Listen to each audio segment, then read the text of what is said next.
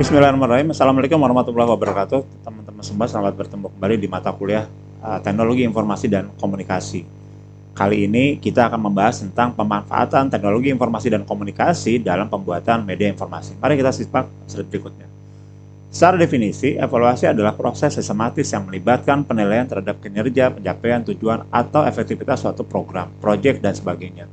Evaluasi memungkinkan kita untuk memahami dampak keberhasilan atau tidak dari proyek yang kita akan lakukan tersebut.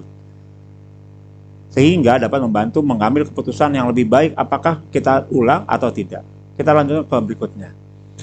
Peran evaluasi itu seperti apa sih gitu ya? Evaluasi memiliki peran yang penting dalam pengambilan keputusan karena melibatkan pengumpulan data dan analisis yang objektif terhadap kinerja, pencapaian, tujuan, dan efektivitas suatu program, proyek, atau kegiatan.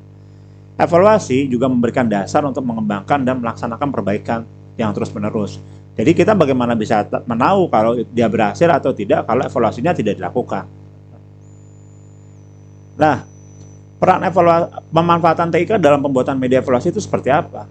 Pemanfaatan TIK dalam pembuatan media evaluasi merujuk kepada penggunaan berbagai alat dan teknologi digital untuk menciptakan alat evaluasi yang lebih efisien, interaktif, dan efektif.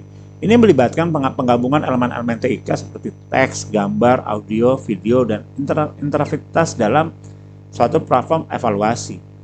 Seperti itu. Nah, apa sih keuntungannya kalau kita menggunakan TIK dalam evaluasi ini? Yang pertama, meningkatkan keterlibatan. Jadi, lebih banyak orang yang bisa melakukan evaluasi program tersebut. Kedua, mudah aksesnya tentu saja, karena bisa dilakukan di mana saja dan kapan saja. Ketiga, itu tadi, di mana saja, kapan saja, berarti real time tracking. Yang keempat adalah analisis yang mendalam. Seperti itu. Nah, langkah-langkahnya seperti apa? Yang pertama adalah kita harus mengidentifikasi tujuan evaluasi. Tentukan apa yang ingin kita evaluasi dan tujuan akhirnya seperti apa. Kedua adalah desain pertanyaan. Buat pertanyaan yang sesuai dan variatif dengan penggunaan teks, gambar, audio, dan video. Lalu pembuatan media evaluasinya. Gunakan perangkat lunak yang tepat untuk menggabungkan elemen-elemen TIK. Tepat dan mudah, jadi tidak juga menyulitkan kita sebagai orang yang akan melakukan evaluasi.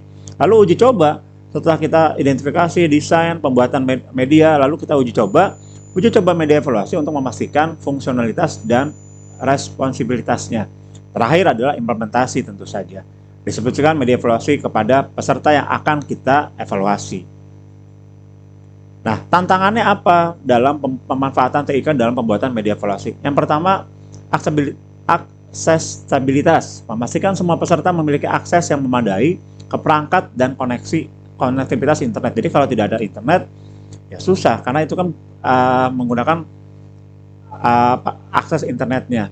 Lalu yang kedua adalah tantangannya keamanan data. Apakah data yang menggunakannya itu, apakah hasil resultnya itu aman atau tidak? Ini bicara privacy data ya. Mungkin teman-teman bisa mendengar ada istilah undang-undang ITE dan sebagainya. Ketiga adalah desain yang efektif, menghindari kelebihan elemen TIK yang dapat membingungkan peserta. Jadi si TIK-nya itu bukan hanya sekedar canggih, tapi apakah dia efektif apa tidak dalam menggunakan evaluasi tersebut sehingga kita dapat hasil yang akurat. Gitu. Oke. Sampai bertemu kembali. Terima kasih. Assalamualaikum warahmatullahi wabarakatuh.